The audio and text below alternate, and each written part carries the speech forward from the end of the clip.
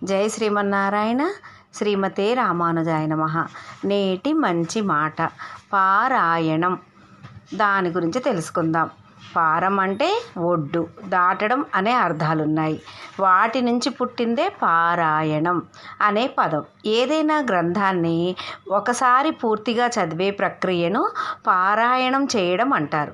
ఇది సాధారణమైన అర్థం. అంతరార్థం గ్రహించగలిగితే గ్రంథం చదివిన వారి జీవితం తరిస్తుంది.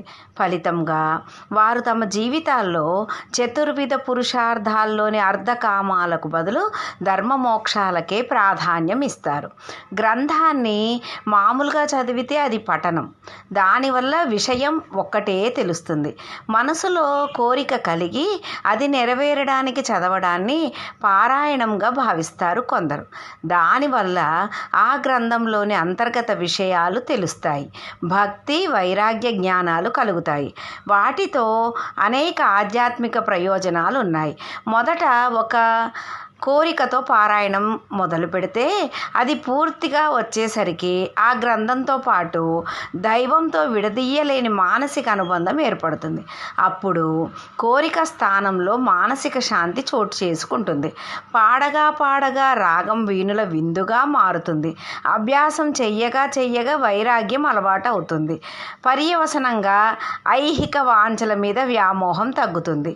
ఆధ్యాత్మిక గ్రంథాలైన భగవద్గీత, రామాయణం, భాగవతాలని సర్వసాధారణంగా ఎందరో పారాయణం చేస్తారు.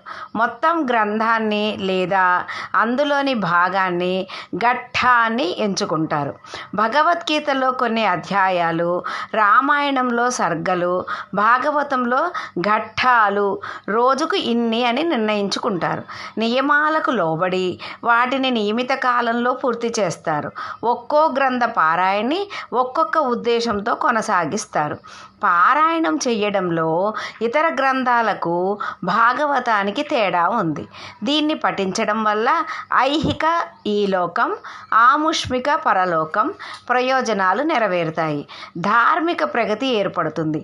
నీటిని పీల్చుకున్న ఇసుక తడిగా మారినా పైకి మామూలుగానే కనిపిస్తుంది.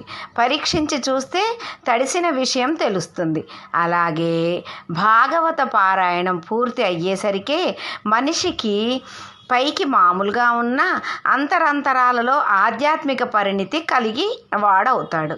ఏవైనా విఘ్నాలు, ఇబ్బందులు ఏర్పడితే గజేంద్ర మోక్షం, రుక్మిణీ కళ్యాణం పారాయణం చేస్తారు.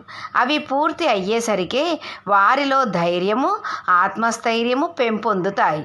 అవరోధాలన్నీ ఎదుర్కొనే తెలివితేటలతో పాటు లోకజ్ఞానం అలవడుతుంది.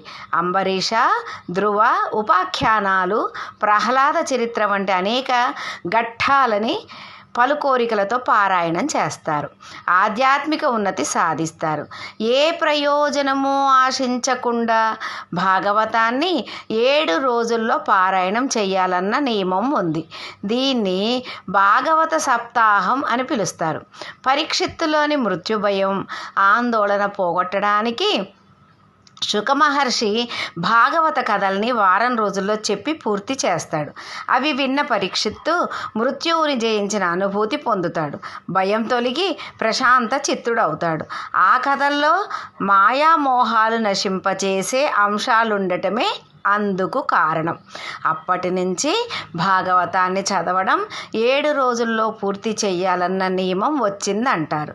సప్తాహం అనే పదానికి కొందరు మరో అర్థం చెప్తారు. ఆదివారం మొదలు శనివారం వరకు వారానికి 7 రోజులు. అన్ని రోజులు ఏనాడు ఆగకుండా జీవితాంతం నిత్యపారాయణ చేస్తూనే ఉండాలంటారు.